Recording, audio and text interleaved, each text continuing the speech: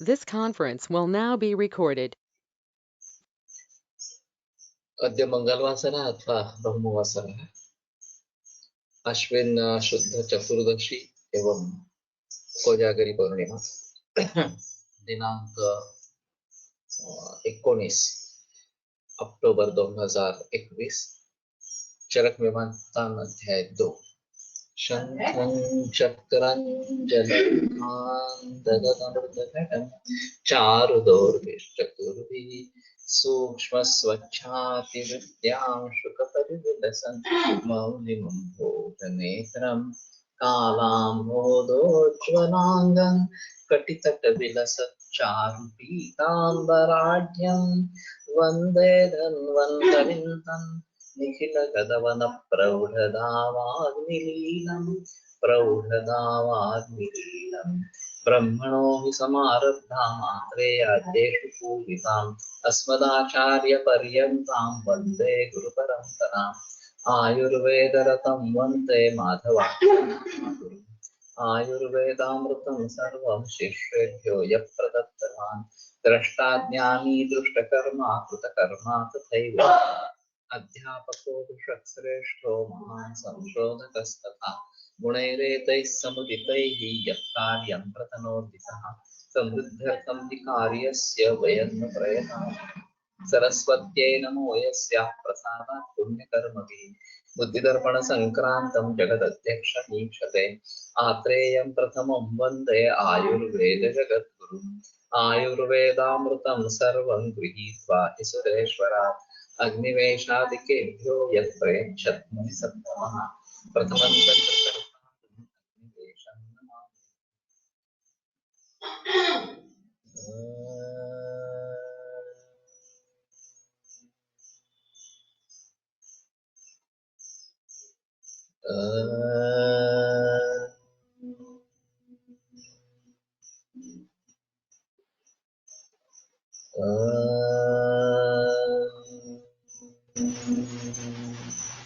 ओम शांति शांति शांति।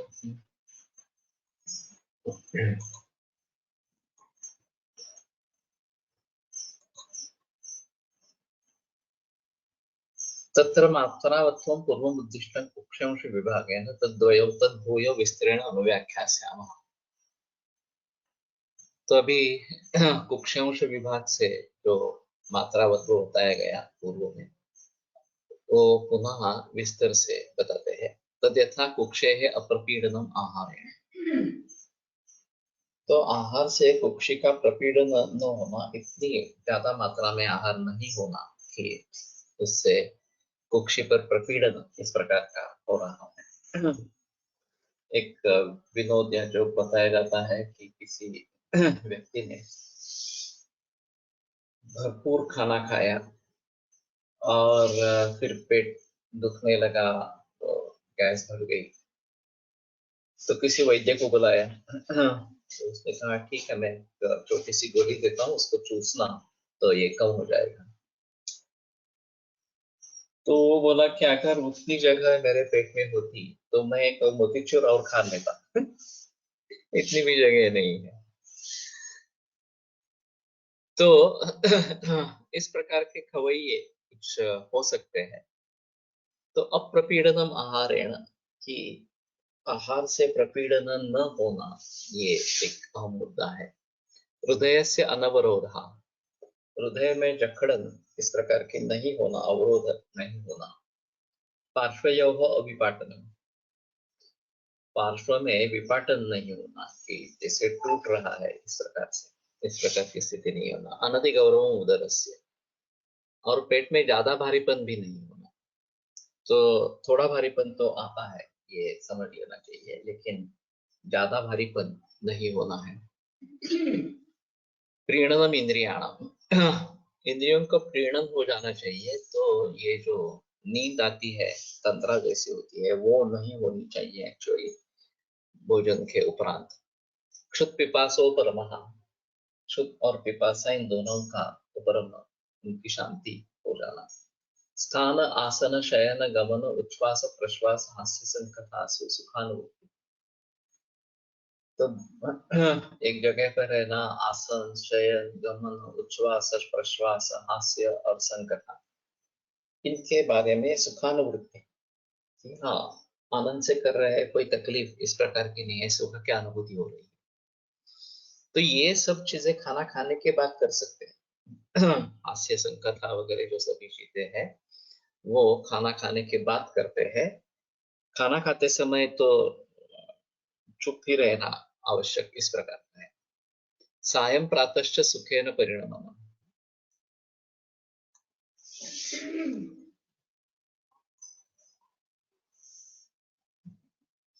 तो सायं और प्रातः, सुबह जो खाना लिया है उसका सायंकाल तक पचन, और शाम को जो खाना लिया है उसका सुबह तक पचन, प्रातः पचन।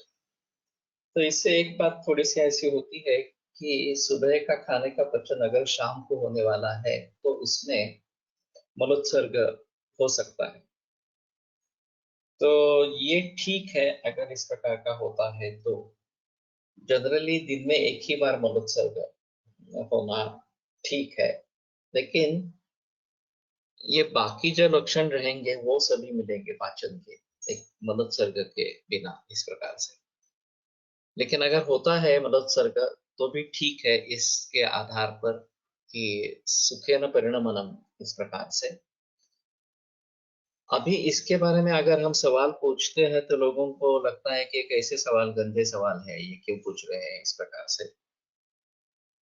और नए पीढ़ी में मोशन हर रोज होनी है, मल परिवर्तन हर रोज होना है, ये कंसेप्ट ही नहीं है। विदेशों में भी इसके बारे में लोगों को कुछ पता ही नहीं है, पचन क्या होता है और उसके लिए क्या करना चाहिए, या पचन ठीक है नहीं ये कैसे डिसाइड करेंगे वगैरह वगैरह इस बारे में।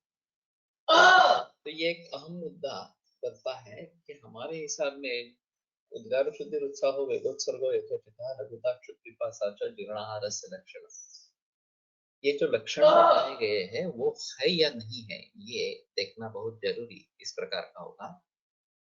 दूसरी जगह बहुत सारे कॉन्स्टिपेशन के मरीज ऐसे हैं कि जिनको चैन नहीं होती, इधर मतलब परिवर्तन नहीं हुआ सुबह है तो बेचैनी सी रहती है, और फिर वो कोशिश करते रहते हैं कि किसी न किसी तरीके से मल परिवर्तन हो जाए, इसके लिए दवाइयां लेना वगैरह वगैरह ये सब करते रहते हैं।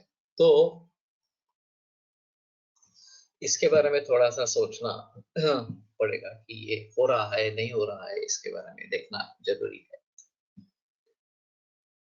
बलवर्णोपचय करत्वंच, बलवर्ण और उपचय करत्व ये भी होना चाहिए। तो यहाँ उपचय का मतलब जितनी तंदुरुस्ती होनी चाहिए उतना ही उपचय अर्थात अपेक्षित है, उससे ज्यादा जो स्थूल्य की तरफ लेके जाने वाला है ये तो अपेक्षित नहीं है। फिर भी ज्यादा कृश भी नहीं और ज्यादा स्थूल भी नहीं, इस प्रकार की मध्यम यष्टि कर पाना और टिका पाना ये आवश्यक इस प्रकार का रहेगा।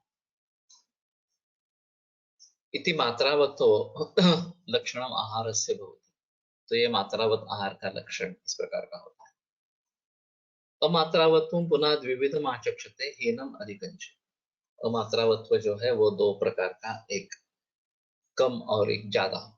तत्र हीनमात्रम आहार राशि बलवर्ण तो बलवर्णोपचय क्षय का।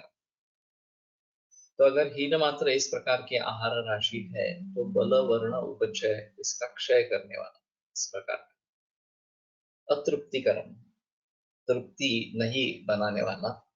उदावर्तकरम, तो इससे उदावर्त खाली पेट भी उदावर्त इस प्रकार का हो जाता है। अनायुष्यम अवृष्यम अनौजस्य, तो आयुष के लिए अच्छा नहीं है। अवाजीकरण अवृष्य इस प्रकार का है। अनौजस्य ओष को नहीं बढ़ाने वाला है। शरीर मनो बुद्धि इंद्रिय उपघात कर, और शरीर मन बुद्धि इंद्रिय इनका सभी का उपघात करने वाला इस प्रकार का होता है। सार विध मनो, सार को नष्ट कर देने वाला। अलक्ष्म्यावहम, तो अलक्ष्मी को लेके, दारिद्र्य को लेके आने वाला इस प्रकार का।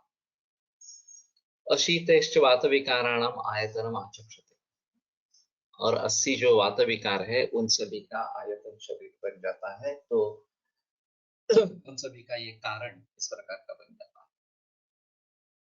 तो हीन मात्रा राशि नहीं होनी चाहिए आहार की, जितनी पर्याप्त है, जितनी उचित है उतनी तो लेनी ही है। उससे कम लेंगे तो भी तकलीफ होगी। मेरे जो अभी सुबह इंटरव्यू चल रहे हैं उसमें स्वास्थ्य ये एक डायनामिक कंडीशन है, बदलने वाली चीज है, और उसको टिकाना जरूरी है। हम कुछ नहीं करेंगे तो भी स्वास्थ्य बना रहेगा, ऐसी बात नहीं हो सकती। हमें प्रयत्न पूर्वक स्वास्थ्य को बनाए रखना है। इसमें एक ही चीज है कि अगर अग्नि अच्छा नहीं है, स्रोतस अच्छी नहीं है, आम है शरीर में, तो फिर इस प्रकार का ब्रूहण आहार या समुचित मात्रा में भी आहार कदाचित आम को बढ़ावा देने वाला इस प्रकार का रहेगा। तो इसलिए हमें जितना हम सुख से पचन करें उतना ही आहार लेना जरूरी है। मात्रा प्रमाणम निर्दिष्टम सुखं यावत् विजीर्यति। मात्रा प्रमाण जो बताया गया है वो सुख से जिसका पचन हो उतना ही मात्रा प्रमाण आवश्यक इस प्रकार का। केवल हमारी शरीर की जरूरत है इसलिए ज्यादा खाना खाना ये गलत इस प्रकार का है। अभी आधुनिक डाइटेटिक्स में आपकी जरूरत क्या है, कितनी कैलोरीज लेने की जरूरत है वो डिसाइड करते हैं, और फिर उसमें ऑप्शन दे देते हैं, ये खाओ, नहीं तो ये खाओ, नहीं तो ये खाओ, इस प्रकार से। तो उसमें उन पदार्थों के अन्य गुणकर्मों के बारे में कुछ भी बहस नहीं हो। केवल इसकी इतनी कैलोरिक वैल्यू है, इसको इतनी कैलोरी की जरूरत है तो ये दे दो, ये नहीं है तो दूसरा कुछ दे दो, इस प्रकार से। लेकिन कोई ये नहीं सोचता कि ये उसको सुटेबल है या नहीं है, उसका अग्नि कैसा है और उसकी पचाने की क्षमता कैसी है। अगर आपको जरूरत 2 किलो कैलोरीज की है और आपके पचाने की क्षमता 1.5 किलो की ही है, तो ऊपर वाला जो है वो सब आधा अधूरा रह जाएगा, आम बन जाएगा, और फिर वो तकलीफ करेगा। तो सुख से पचन होना ये बहुत आवश्यक है, और ये जब तक नहीं किया जाता तब तक सब प्रयास व्यर्थ इस प्रकार के हैं। और उसमें भी क्या लेना चाहिए क्या नहीं लेना चाहिए। अगर प्रोटीन डाइट देना है तो मूंग अच्छा ऑप्शन है, दही अच्छा ऑप्शन नहीं है, उसमें प्रोटीन यद्यपि ज्यादा है तो, या स्प्राउट्स में प्रोटीन ज्यादा है फिर भी स्प्राउट्स अच्छे नहीं है। तो इन सभी को ध्यान में रखते हुए क्या देना है क्या नहीं देना है ये सोचना है। और हीन मात्र आसन भी नहीं होना चाहिए, ये भी एक अहम मुद्दा इसमें है। इतने सब रोगों का वो कारण इस प्रकार का है।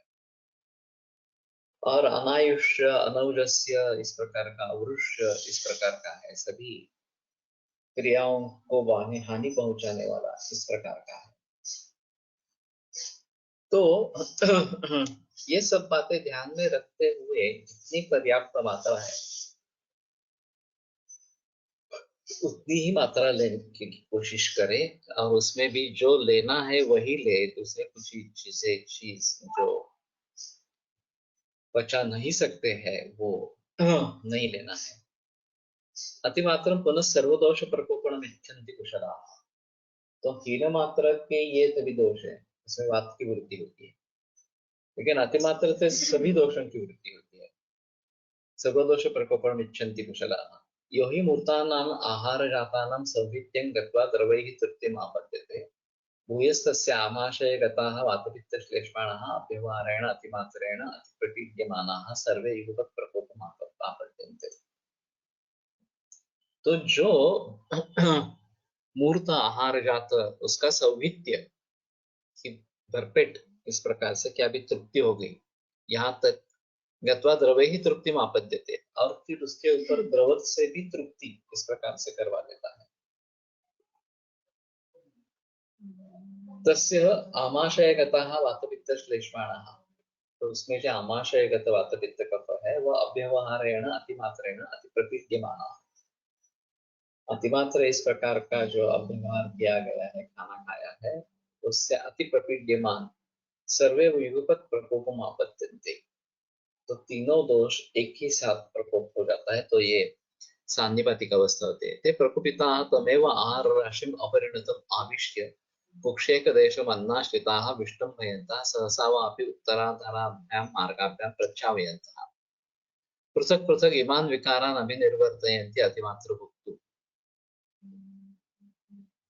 तो वो क्या करते हैं, सर्वदिगते प्रकुपिता तमेव आहार राशिम अपरिणतम अवश्य आविश्य, जो आहार राशि है जिसका पचन नहीं हुआ है उसमें घुस के बाजारात जे प्रोटीन पावडर म्हणून मिळते ते काय असते, प्रोटीन स्वतंत्रपणे शरीर बाहेर उपलब्ध असते का? ये तो मेरे ख्याल में आर्टिफिशियल है। कुछ प्रोडक्ट्स फूड से बनते हैं और सीरियल से, खास करके सीरियल से प्रोटीन का सोर्स है। आई थिंक सिंथेटिकली प्रिपेयर्ड भी होते हैं। वैसी स्थिति फार्म फीड की है। अभी बहुत सारे औरतों में दूध कम होता है, तो दूध बढ़ाने के बजाय फार्म फीड देने की सलाह दी जाती है। तो ये फॉर्मूला फीड जो है वो आर्टिफिशियली बनाया हुआ इस प्रकार का है, और फिर उससे प्रॉब्लम्स होते हैं या एलर्जीज होती है विभिन्न प्रकार। तो उसमें प्रयास यही रहना चाहिए कि नेचुरल जो ब्रेस्ट मिल्क का स्तन्य है वही देना है। वो अगर कम है तो उसको बढ़ाए कैसे, उसके बारे में सोचना है, लेकिन ये बात होती नहीं है। और विज्ञापन भी जो है कि क्या डायटेटिशियंस के संशोधन के अनुसार 23 घटकों की कमी आहार में होती है वगैरह वगैरह इस प्रकार से। तो उसको उपाय क्या है, तो ये टॉनिक ले लो। चाहे वो बोर्नविटा हो या ओवल्टीन हो और कुछ हो इस प्रकार का। तो अगर आहार में कमी है तो उसकी आपूर्ति करनी चाहिए ना, आपका आहार किस प्रकार से अच्छा हो जाए ये देखना चाहिए। और सिर्फ ये कमी की बात नहीं है, उसका एसिमिलेशन अच्छा होना चाहिए, इसके लिए अग्नि अच्छा होना चाहिए। तो उसके ऊपर तो किसी का जोर है ही नहीं, उसके बारे में कुछ सोच ही नहीं है। बस आपको इतनी जरूरत है, इतना लेना है इस प्रकार से। तो ये मूर्खता है, उससे फायदा नहीं होता बल्कि नुकसान होता है, क्योंकि आम बनता रहता है।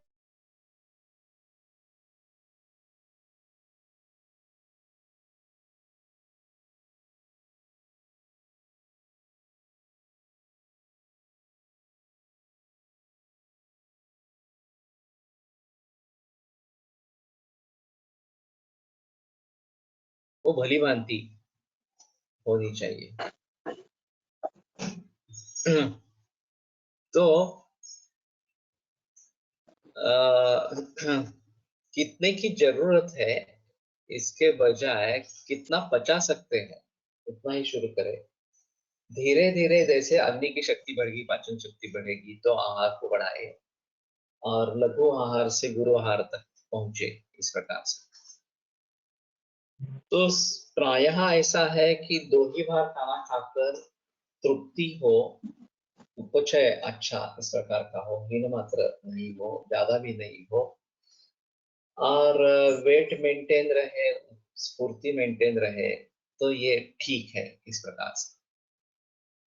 अगर इस प्रकार का नहीं हो रहा है तो हमें समझ लेना है कि कहीं कुछ गड़बड़ है और हमें सुधार करने की जरूरत इस प्रकार की है। तमेव आहार राशि अपरिणतम आविश्य, उसी अपरिणत आहार राशि में घुस जाते हैं। ये एक अहम मुद्दा है, क्योंकि उनको संचरण के लिए जगह ही नहीं है। तो उनको, वो बढ़ तो गए हैं और कहीं जा नहीं सकते हैं, तो उसी आहार राशि में प्रवेश करते हैं। कुक्षेक देशम अन्नाश्रिता विष्टम नयन्तः। और कुक्षी के एक देश में अन्नाश्रित इस प्रकार के रहे थे। विष्टम्भयन्तः, एक तो विष्टम्भ करते हैं, सहसा वापि उत्तराधराभ्याम मार्गाभ्याम प्रचावयन्तः, या ऊर्ध्व अधो मार्ग से उनको निकालने के लिए कोशिश की जाती है। पृथक पृथक ईमान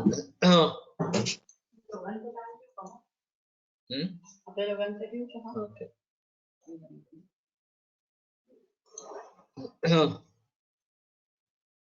इमान विकारान अभिनिर्वर्तयन्ति अतिमात्र भुक्तु। तो ये विकार अतिमात्र खाने वाले व्यक्ति में निर्माण करते हैं। तत्र वातः शूल आनाह अंगमर्द मुखशोष मूर्छा ब्रह्म अग्निवैषम्य पार्श्व पृष्ठ कटिग्रह सिरा कुंचन स्तंभनानि करो। उसमें जो वात है वो शूल आनाह अंगमर्द मुखशोष। तो प्यास भी ज्यादा लगती है, हमारा सभी का अनुभव है कि ज्यादा अगर भोजन हो जाता है तो प्यास भी ज्यादा इस प्रकार की लगती है। और उसमें गर्म पानी पिया तो थोड़ा पाचन में सहायता इस प्रकार की मिलती है। मूर्छा भ्रम अग्नि वैषम्य, तो मूर्छा भी इसमें आ सकती है, ये भी एक आम मुद्दा है। पार्श्व पृष्ठ कटिग्रह, ये जकड़न होना पार्श्व पृष्ठ कटी में। सिरा कुंचन स्तंभना, सिरा कुंचन और स्तंभन ये सब बातें होती है। पित्तम पुनः ज्वर अतिसार अंतर्दाह तृष्णा मद भ्रम प्रलपना, कि ज्वर अतिसार अंतर्दाह तृष्णा मद भ्रम और प्रलपन। प्रलपन जनरली वात से लिया जाता है, यहाँ पे पित्त में आया है इस प्रकार से। और भ्रम ये ज्यादा पित्त से लिया जाता है, वो वात में बताया गया है, और ब्रह्म दोनों में है वास्तव में। श्लेष्मा तो छर्दी अरोचक अभिपाक शीत ज्वर आलस्य गात्र गौर। छर्दी अरोचक अभिपाक शीत ज्वर आलस्य गात्र गौरव, ये सब श्लेष्मा कफ निर्माण करता है। तो अजीर्ण च कफानामं तत्र शोकोक्षि गंडयोः वगैरह इस प्रकार की बातें वाग्भट में कही गई है। सभी सूत्रों को गौरव से देखे तो अक्षिकूट गौरव इस प्रकार का श्लेष्मा अजीर्ण कफानामं तत्र शोकोक्षि गंडयोः, अक्षय और गंड यहाँ का शोफ इस प्रकार का होता है। ये लक्षण मॉडर्न साइंस में किडनी से जुड़ा माना जाता है, लेकिन हमारे यहाँ ये अजीर्ण का लक्षण हो सकता है। वैसे बुद्ध पांडु में भी ये लक्षण बताया गया है। तो सीकेडी के जो पेशेंट्स आते हैं उनमें ये बात हो सकती है कि ये अमाजीर्ण कफ के कारण इस प्रकार का हो, और वैसे यूरिया बढ़ता है तो यूरेमिया के जरिए सर्दी या उल्लास ये भी लक्षण दिखते हैं। तो इसमें वमन दे सकते हैं, लेकिन ध्यान में रखना चाहिए कि इसमें हार्ट की कंडीशन अच्छी नहीं रहती, तो हार्ट अटैक की संभावना भी होती है। तो ये बात ध्यान में रखते हुए ये देना है नहीं देना है ये सोचना इस प्रकार का पड़ेगा। लेकिन एक अच्छा उदाहरण है कि मॉडर्न का डायग्नोसिस सीकेडी इस प्रकार का है और हमारा अमाजीर्ण इस प्रकार का है, या मुद्भक्षणजन्य पांडु इस प्रकार का है, और उसकी चिकित्सा देने से इसकी शांति हो जाती है। और लक्षण तो कम होते ही है, लेकिन क्रिएटिनिन यूरिया भी नीचे आ जाते हैं। तो ये बात ध्यान में रखना बहुत जरूरी है कि हमारे हिसाब में डायग्नोसिस क्या है इस प्रकार से। न च खलु केवलम अतिमात्रम एवं आहार राशि आम प्रदोषकरम इच्छन्ति, तो केवल अतिमात्र खाने से ही आहार आम प्रदोष निर्माण होता है ऐसा नहीं है। अपितु खलु गुरु रूक्ष शीत शुष्क द्विष्ट विष्टंभि दिग्गाहि अशुचि विरुद्धानाम अकाले च अन्नपानानाम उपसेवनम। तो गुरु रूक्ष शीत शुष्क द्विष्ट विष्टंभि विदाही अशुचि और विरुद्ध इस प्रकार का अन्न अगर सेवन करेंगे तो हम व्यवहार में देखेंगे तो बहुत सारी ऐसी चीजें हैं जो इस तरीके से गुणधर्मों को रखने वाली इस प्रकार की है। और फिर ये आम का एक कारण है, ये देखना बहुत जरूरी इस प्रकार का है। तो हमें सजग रहते हुए जो भी आम के कारण है उन सभी को दूर करना जरूर इस प्रकार का रहेगा। अकाले च अन्नपानानाम उपसेवनम, और अकाल में अगर अन्नपान का सेवन करते हैं, जब काल नहीं है, प्रसुष्टे वेणुद्रे ऋषियों के लिए दोष इस प्रकार की कंडीशन नहीं है, तो वो भी आपको दोष निर्माण करता है और फिर उससे बहुत सारे रोग हो सकते हैं। काम क्रोध लोभ मोह ईर्षा ही शोक मान उद्वेग भय उत्तप्त मनसा वा यदन्न मानम उपयुज्यते तदपि आममेव प्रदूषित। इन सभी मानसिक कारणों के साथ क्या उससे मन उपतप्त है और उस समय में अगर खाना लिया तो वो भी आम में ही परिवर्तित हो जाता है और आमों में वो प्रदूषित। शेवभाजी एक्सेट्रा तळलेले सर्व पदार्थ विदाही असतात। तेल में तले हुए सभी विदाही है, घी में विदाही नहीं है, लेकिन फिर भी गुरु तो होते ही है, उसमें संदेह इस प्रकार के नहीं है। और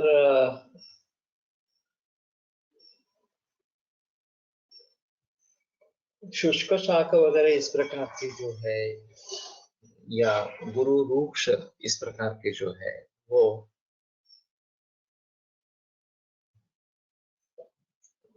उनको निर्माण करने वाले इस प्रकार के होते हैं।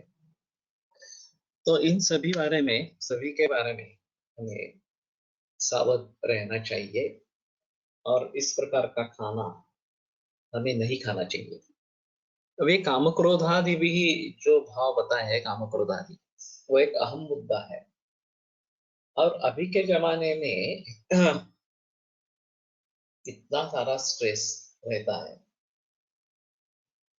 तो कुछ लोगों की टेंडेंसी होती है स्ट्रेस लेने की। कोई भी छोटी मोटी चीज को लेकर उनको स्ट्रेस हो जाता है और फिर सब मामला बिगड़ जाता है। एक तो उनको चैन नहीं रहती और घर वालों को भी बेचैन कर देते हैं इस प्रकार से।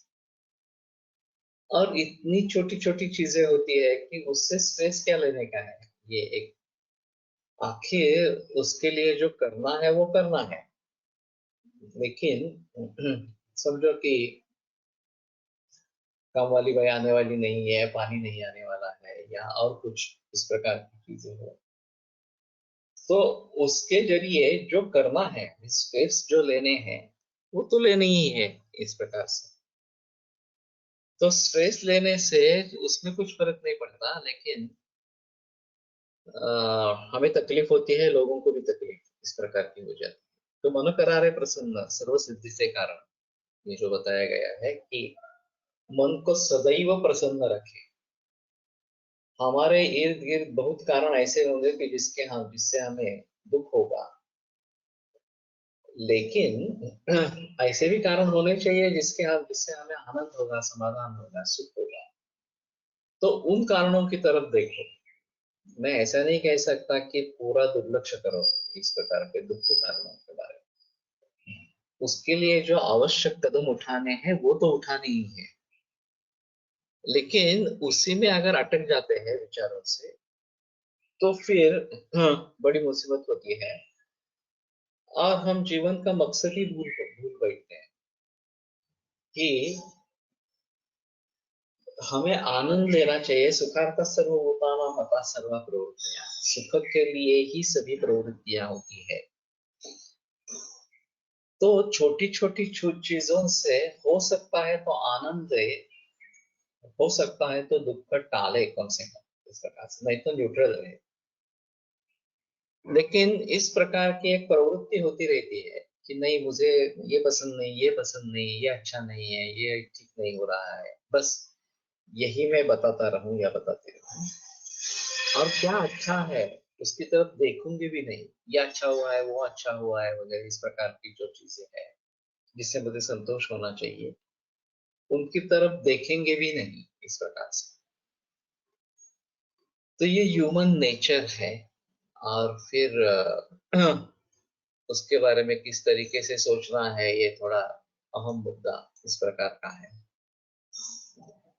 सर 20 years फीमेल, बद्ध कोष्ठता, कष्टार्थ, योनि पीड़िका, युवान पीड़िका, वातज, वृद्धन, कृष्णवर्णी, ब्लॅक हेड, हेतू अल्पमात्रा भोजन 2-2 तासाने, वृक्ष आहार, बिस्किट, ब्रेड, पॅकेट, पॉपकॉर्न, माझा निदान मुख्य वातदृष्टी, पाचक पित्त समान वायू दृष्टी, रसद रक्त दृष्टी, सर अशा केस मध्ये स्निग्ध उष्ण औषधी प्रयोजन, अनुलोमन चिकित्सा अशा केस मध्ये दीपन पाचन साठी कोणती औषधी योजना करावी, हिंगाष्टकी, अजून दुसरे, कृश वात प्रकृती में संगीत सांगितल्यावर भोजन करू नये, वारंवार भोजन करू नये, अल्पमात्रा, ती एक वेळेस जास्त जेवण करू शकत नाही, थोड्या वेळाने खायची सवय। तो उसका काउंसलिंग ही करना पड़ेगा। पहली चीज जो है वो काउंसलिंग करे। और क्या अच्छा है क्या बुरा है, अगर वो ज्यादा पचा ही नहीं सकती है तो 2-2 घंटे के बाद ही, लेकिन कुछ स्निग्ध इस प्रकार का अन्न हो जो उपचय करने वाला हो, इस प्रकार का देना। और धीरे धीरे उसकी मात्रा बढ़ाना, तो 2-2 घंटे के बाद, 3-3 घंटे के बाद ऐसा करेंगे, फिर 4 घंटे के बाद, इस प्रकार से 6-7 घंटे तक अगर वो रुक सकती है तो ज्यादा बेहतर है, इस प्रकार का रहेगा। और मूल रूप से कॉन्स्टिपेशन को सुधारने के लिए इसमें आम ये ज्यादा महत्वपूर्ण इस प्रकार का है। और साथ में वात की दृष्टि है, तो ये थोड़ा टेढ़ा मामला होता है दुरुस्त करने के हिसाब से, तो जो स्निग्ध गुरु वगैरह इस प्रकार के देंगे वो सामता बढ़ाएंगे। और अगर कुछ पाचन दीपन इस प्रकार के उष्णवीर्य दे देंगे तो भी ज्यादा अच्छा इस प्रकार का नहीं है। तो सोच समझकर चिकित्सा होनी चाहिए, क्या देना है इसके बारे में बहस करना मुश्किल है थोड़ा सा, लेकिन शंखवटी, हिंगाष्टक चूर्ण, हिंगुवचादी वगैरह वगैरह काफी योग प्रचलन में होते हैं अपने अपने परंपरा के अनुसार, तो वो देखो उसमें से क्या प्रयोग करना है इस प्रकार से। और पॉसिबल हो तो उसमें जो वाजीकरण द्रव्य भी है पाचन दीपन के साथ, उन्हीं का प्रयोग ज्यादा करें, तो ये बात अच्छी इस प्रकार की रहेगी। और ये सब धीरे धीरे होने वाला इस प्रकार का है, ये एकदम कुछ होने वाला ऐसा नहीं है।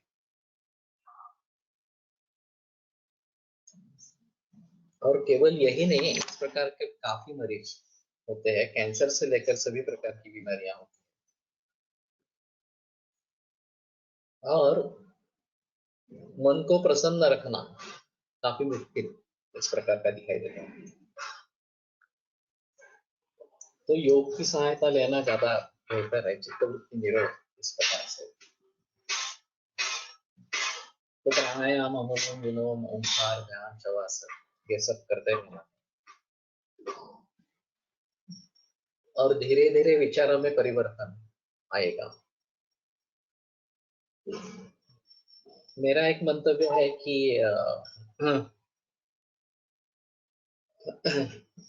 इको टूरिज्म स्वास्थ्य के लिए इस प्रकार से,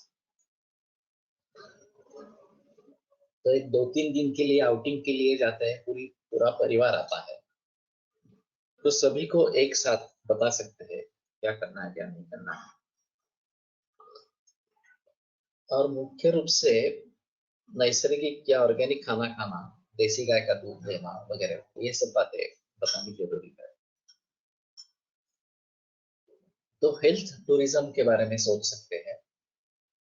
और वहाँ लेक्चर्स में और कुछ ऑडियोज वीडियोज के जरिए सभी को बताना है, रिलैक्स होना है, ये सबसे अहम मुद्दा इस प्रकार का है। तो ये सब करेंगे तो शायद इसमें मतों में परिवर्तन आएगा,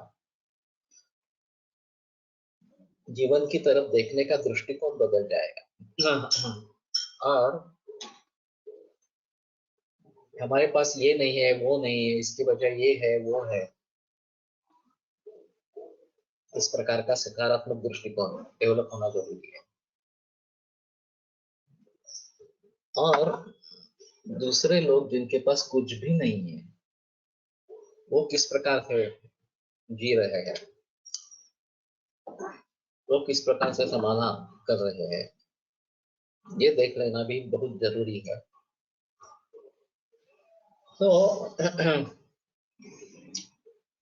हमें पता चलेगा कि नहीं, उनसे हम बहुत बेहतर अवस्था में हैं। सच्चा दुख जब तक देखा नहीं जाता तो तब तक हमें हमारा दुख बड़ा लगता है। जब सच्चे दुख को देखते हैं तो पता चलता है कि अरे हमारा दुख तो कुछ भी नहीं है इसके सामने। मेरे पास एक लड़की थी, ऑस्टियोसार्कोमा थी, 18 बरस।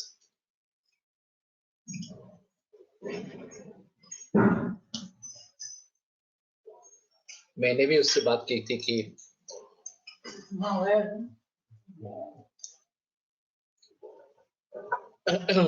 एम्पुटेशन करवा ले, बेटर ऑप्शन रहेगा। लेकिन वो बिल्कुल मानने के लिए तैयार नहीं थी। और फिर उसमें भेद हो गया। इंडिया में एक बहुत बड़ा ट्यूमर उभर आया, वो व्रण हो गया उसका। फिर उसमें आगे मैगेट्स बने, भाई हिलाना भी मुश्किल था उस प्रकार से। तो ऐसी अवस्था में फिर भी उसके माँ बाप पूरी कोशिश करते रहे। मैंने कहा अब तो ये वैद्य की केस नहीं है, अध्यात्म में अगर कुछ होगा तो ही कुछ होगा, नहीं तो कुछ होने की संभावना है। तो उन्होंने उसके जरिए भी काफी प्रयास किए, कुछ फायदा नहीं हुआ और उसकी डेथ हो गई। अब ये इतना बड़ा दुख है कि इनके सामने हमारे जो दुख है वो दुख कहने लायक ही नहीं है। और हमारे पास इतने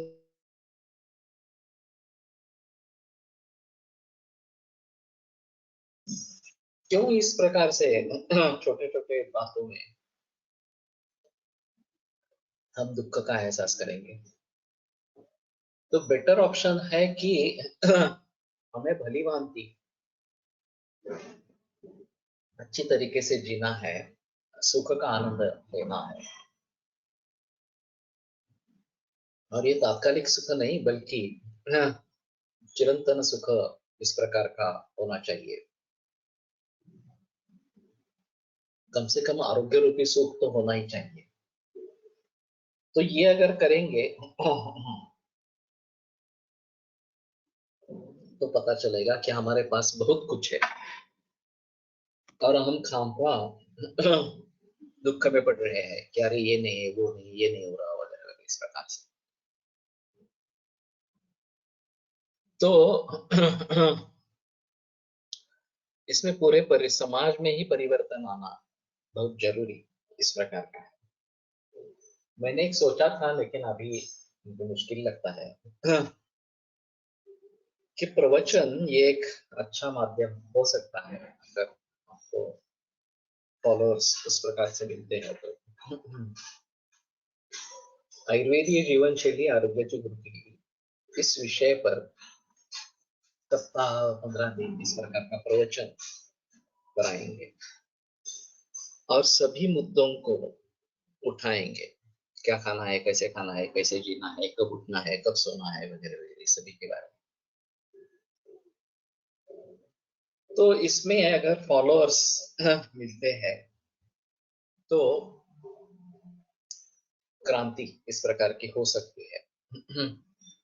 वैसे धार्मिक प्रवचन करने वाले जो लोग हैं उनकी भी सहायता इसमें हो सकती है, लेकिन उनको ही पता नहीं है कि क्या अच्छा है क्या नहीं है। मैंने बहनों में ये सुझाव दिया था कि उनके जो साधु साध्वी है उनका खाना घरों से आता है और घर वालों को ही पता नहीं है क्या अच्छा है क्या बुरा है। इस प्रकार से उनको ही मालूम नहीं है ऑर्गेनिक क्या होता है या फिर नैसर्गिक क्या होता है वगैरह। तो कम से कम उनको अगर हम सजग कराएंगे कि नहीं नहीं ये खाना अच्छा नहीं है, हमें रेगुलर रूप से नैसर्गिक या ऑर्गेनिक ही खाना खाना चाहिए और उसी में से दान धर्म होना चाहिए। उसी में से थोड़ा अन्न साधु साध्वियों को दे देंगे, उनकी तो भावना अच्छी रहती है, उसमें कोई संदेह नहीं। लेकिन ये जानकारी न होने के कारण बाजार से सामान लाके फिर दे देते हैं इस प्रकार से। तो उनमें परिवर्तन आएगा तो उनका भी स्वास्थ्य सुधरेगा। जो जैन समाज है उसका भी स्वास्थ्य सुधरेगा। हिंदुओं में अभी ये प्रचलन ज्यादा नहीं रहा, पहले ये माधुकरी वृत्ति इस प्रकार का होता था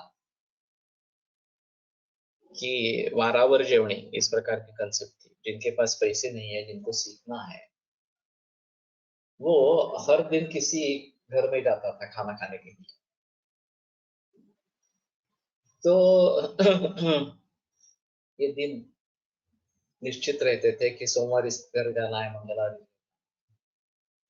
और वो भी आनंद से खाना देते थे क्योंकि अच्छा पुण्य कर्म है, अन्नदान देना ये अच्छा पुण्य कर्म है इस प्रकार से। लेकिन फिलहाल ये परंपरा तो लुप्त हो गई इस प्रकार से। और इस प्रकार से अगर मिलता है तो उसका कर्तव्य है वो परंपरा आगे चलाए। जिसने उसकी मदद की है उसकी सहायता करना अपेक्षित नहीं है, लेकिन इस कार्य को आगे बढ़ाएंगे। जब उनके पास पैसे आएंगे तो लोगों को उसी प्रकार से वो पालन पोषण करें। And in early days, people used to attend kirtan pravachan where concepts of sukha and dukkha were told and how to approach them in life. Nowadays, this has stopped. People cannot bear the concept of dukkha because absorption capacity has gone down so much that it either causes extreme sadness or anger. Ayurved Kirtan Pravachan is the need of the time.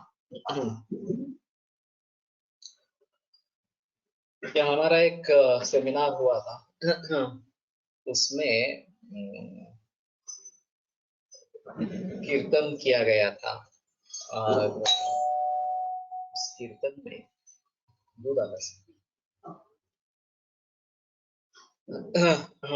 Corporate कीर्तन ऐसा नाम रखा था उसने। और मुख्य रामदास के वचनों के आधार पर वो कीर्तन रचा गया। तो एक अहम मुद्दा है इस प्रकार से। कीर्तन प्रवचन ये सब बुढ़ापे में जब कोई उद्योग नहीं रहा तभी करने के उद्योग है, ऐसा एक समझ है जो बिल्कुल गलत इस प्रकार का है। और ज्ञानेश्वरी, दासबोध वगैरह इस प्रकार के ग्रंथ केवल बुढ़ापे में ही पढ़ना इस प्रकार का माना जाता है, लेकिन ये भी गलत इस प्रकार का है। अगर हमें दुख से मुक्ति और सुख की प्राप्ति इस प्रकार की होनी चाहिए तो छोटे छोटे बातों को लेकर इसके बारे में समझना चाहिए और प्रैक्टिकल क्या है ये देखना चाहिए। तो ये बात सही है कि आयुर्वेद का अगर कीर्तन प्रवचन इस प्रकार का हो और वो युवा पीढ़ी के लिए है, वृद्ध लोगों के लिए नहीं, तो युवा पिढी केली आहे. वेट 60 kg आहे, परंतु अचानक शरीरावर कल्प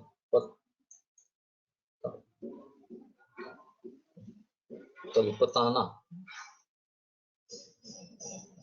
आला आहे, तर वायुदृष्टी म्हणून समजून ट्रीट करावे. कल्पताना क्या है?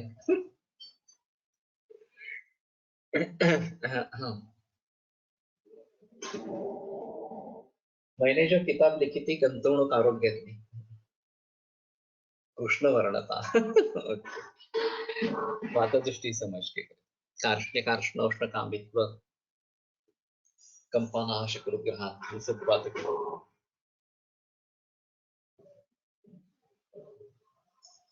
तो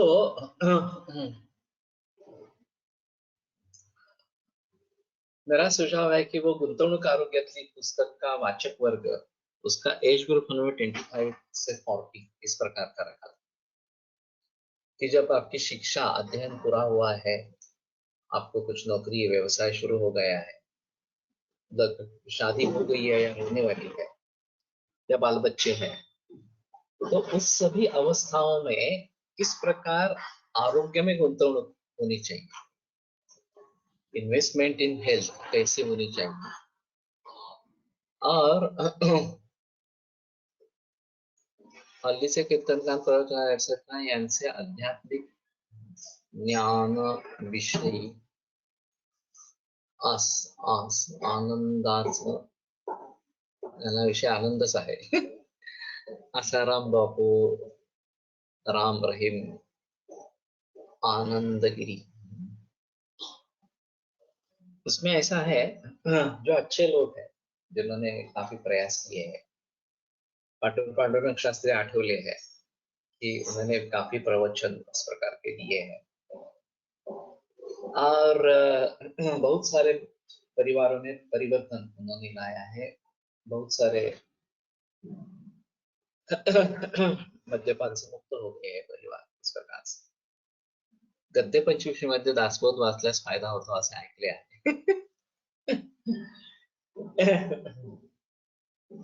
कहने का तात्पर्य अर्थ ये है कि ये केवल बुढ़ापे में पढ़ने के ग्रंथ नहीं है. तो जब इसकी जरूरत है तब उसको पढ़ लेना, ये आवश्यक इस प्रकार का होगा. और वैसे ये साहित्य विपुल प्रमाण में उपलब्ध है सभी भाषाओं में, संस्कृत में है, हिंदी में है, मराठी में है, बाकी अन्य भाषाओं में भी है इस प्रकार से. तो हमें सिर्फ सजग होकर वो करना है, इतना ही आवश्यक हमारे लिए है. और मुझे जब मैंने सुना कि कारपोरेट कीर्तन, ये नया ही शब्द है कारपोरेट कीर्तन इस प्रकार से, और उनका कहना था कि रामदास जैसा मैनेजमेंट में गुरु कोई है ही नहीं, उनकी मैनेजमेंट इतनी अच्छी है रामदास की. वैसे चरक की भी मैनेजमेंट बहुत अच्छी है, विमास्थान 8वें अध्याय में जो कारण करण कार्य कार्य ये नहीं बताया है. प्रवचन कीर्तन should focus on way of life and health. Religion is not required here actually. Good kirtankar don't focus lot on the religious concepts, but concepts of humanity, health and harmony. ये सही है, लेकिन उसमें भी ऐसा है ना कि आप वचन कहाँ से लेने वाले हैं. सबसे अच्छा स्रोत तो संस्कृत वाङ्मय ही है, उसमें सभी प्रकार के वचन आपको मिलेंगे. अगर आपका संस्कृत अच्छा है, उनको भली भांति समझ पाएंगे, तो उनका अच्छी तरीके से उपयोग कर पाएंगे, ऐसा है.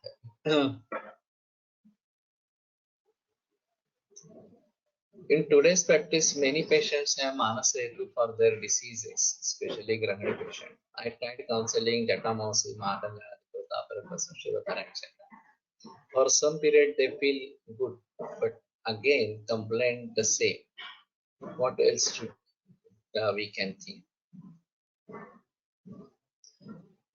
ये मन चंचल होता है बहुत, उसको काबू में लाना काफी मुश्किल होता है. तो अभ्यास करना जरूरी है. बार बार करते रहेंगे तो ये बात साध्य होगी, और ये धीरे धीरे होने वाली प्रोसेस है।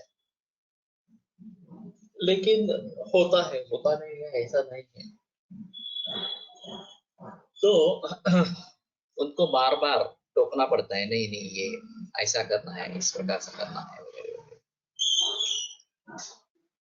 और ये सही है कि बहुत सारे मरीजों में ये कारण के रूप में दिखते हैं, और जब तक ये कारण दूर नहीं करेंगे तब तक उनको स्वास्थ्य पाना बहुत मुश्किल इस प्रकार का होगा। तो ठीक है, इसी सिलसिले को आगे बढ़ाएंगे। आयुर्वेद प्रकांड निगदित इह हि शल्यतंत्र प्रधानः शिष्येभ्यः शाश्वतोऽयं निखिलजनकृपा व्याप्तचित्तेन येन आयुर्वेदस्य वाञ्छन् पुनरतिभुवने ताञ्च सुष्ठुः प्रतिष्ठां श्रेष्ठं धन्वन्तरिं तं प्रणमति च सदा वैद्यवर्गो हिन्नम् वैद्यवर्गो हि हिंदू धर्मातील व्यक्ती धर्म अर्थ काम आणि नंतर मोक्ष या सिद्धांतावर चालतात, त्यामुळे आरोग्य अध्यात्म हे वृद्धावस्थेत प्राधान्य द्यायचे विषय धारणा नाही। लेकिन ऐसा है ना, आरोग्य तो सभी का कारण है, तो आरोग्य पर तो ऊपर ध्यान देना चाहिए, और आरोग्य के ऊपर ध्यान देना है तो केवल फिजिकल फिटनेस अपेक्षित नहीं है, मानसिक बौद्धिक स्तर पर भी आरोग्य होना चाहिए, और वही होगा तो ही मूल रूप से स्वास्थ्य होगा। तो ये समझाने की बात है, प्रैक्टिस में लाने की बात है। जब तक करेंगे नहीं तब तक पता नहीं चलेगा।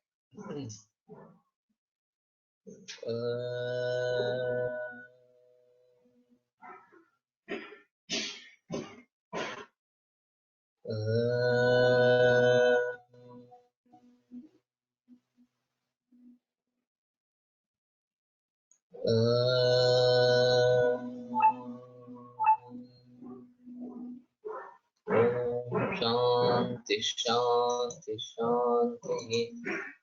विरम्यते व्याख्यान व्यापार।